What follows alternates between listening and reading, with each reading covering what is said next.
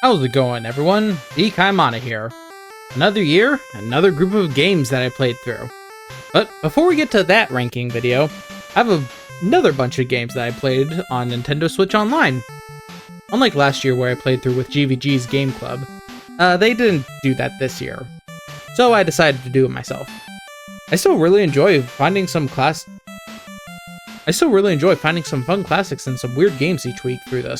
And now with the Switch 2 out, Nintendo has added GameCube games to the service. Well, on with the ranking for this year. So, here we go. Wow, something that's close to Bamboozle. Ah, so this is where the worst assist trophy comes from. That definitely is a soccer game, a beat 'em up with FPS moments in between levels. Interesting. The first game to be removed from the service. A very simple racing game, apparently. Wouldn't recommend. So this was Mario before he was Super. Weird platformer. Wish I better learned the controls. Leveling up in the fighting game. That's interesting. It's another puzzle game with Mario characters. Will only be remembered for freezing the Switch 2 Direct. That's definitely a bunch of Game & Watch games. An interesting platformer with a nice style. A classic Sega beat-em-up. Wonder how many times I'll say that. Stardew Valley's Alpha build. Golf plus Kirby makes a pretty good combo. Pokemon Stadium 2, but less Pokemon and different minigames. A classic arcade racer, now on consoles. An interesting action game with very overpowered final power-ups. Relies too much on gimmick levels instead of traditional levels. What the heck are some of these visuals? Another rare FPS. Not as good as the famous one. A fun but simple action platformer with more cavemen. Beginnings of something great. Now where's Mother 3? The Konami Code's Origin. Also a difficult arcade shooter. An F-Zero-like, but with motorcycles and items. A game that got better the longer I played.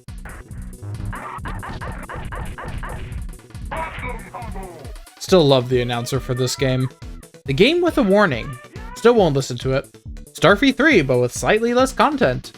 An interesting arcade shooter. I like the weapon types. What's the deal with all the caveman games? A cool shooter, but controls have not aged well. Much better than the sequel that later comes. A fun 2D aquatic platformer with basic level designs. Remember when Nintendo sold this for $30 on the Wii? A smaller and portable version of the SNES game. Finally tried out the prequel of my favorite game. It's pretty good. Butterfly Paradox, the game. Why have I never tried this series before? We now have all F-Zeros on Switch! Now what? The first game I played when N64 became available. Still love the style and sailing the seas. The prime example of classic Kirby. I see why Pizza Tower and Anton Blast are loved now. Best game on a Nintendo service is a Sega game. A comment I had last time I was doing this ranking asked to talk about some of the games a bit more, so I'll be doing that for a few favorites or notable games. As mentioned in the list, we have had the first game to have left the service with Super Soccer. It was a fine soccer game, better than Soccer for NES. But hopefully there won't be too many games that leave the service in the future. I know when it comes to a service like this, it's going to happen here and there, and I doubt Nintendo games will go away. But I hope it doesn't happen too often. Or at least like with Super Soccer, give us enough time to play the game. For other games, I really enjoyed my time with Wario Land 4. Like, that was good enough where it probably could have gotten to my full game ranking. It definitely would be on the lower end, but it was really good. Also, what are the odds that I played 3 different caveman games in the same year? Like, all of them were alright, but they definitely blended together. It was also fun to finally play some of Oracle of Ages.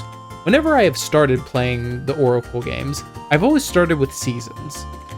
Then never touched Ages because I didn't finish Seasons. I still haven't finished Ages yet, but hopefully I'll be able to finish that up before Seasons gets chosen, so I can get the true ending.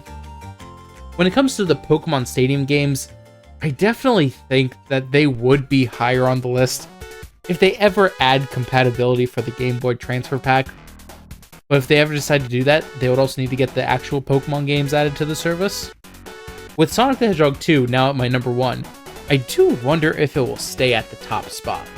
At least looking at the other games on the service, I definitely could see it happen. There are definitely a few other good games on here, but Sonic 2 is a great one for me personally. In other news, Nintendo has announced that Virtual Boy will be coming to the system next year. Although, apparently you need to get an accessory to play them. I get the accessory for a more accurate experience, but people should still be able to play the games on their TV. Especially in my situation where I need to record it.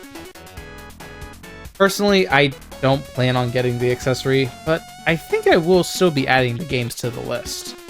I'll just be playing them through other methods. I also wonder whenever we get another system after the Virtual Boy. I feel DS or Wii would make the most sense, but at least for when it comes to Wii games, we then start getting into an issue of file sizes. At least with the GameCube, those games are just around a gigabyte. That'll still pile up eventually. But Wii games generally are around 4 to 8 gigs. Hopefully once they add enough GameCube games or start adding Wii games, there will also be an option to choose specific games to have installed so it doesn't cram up the storage. I also wonder if we'll ever get another third-party console added to the service. We had the TurboGrafx and Commodore 64 games back on the Wii, or maybe they'll continue their partnership with Sega and maybe add Dreamcast games. That'd be nice. But with that, hope you all enjoyed this year's fun NSO ranking, and I do still plan on continuing to do this next year. And stay tuned, because soon I will be releasing my major game ranking, focused on the games that I played through this year. Hope you all take care, and catch you later.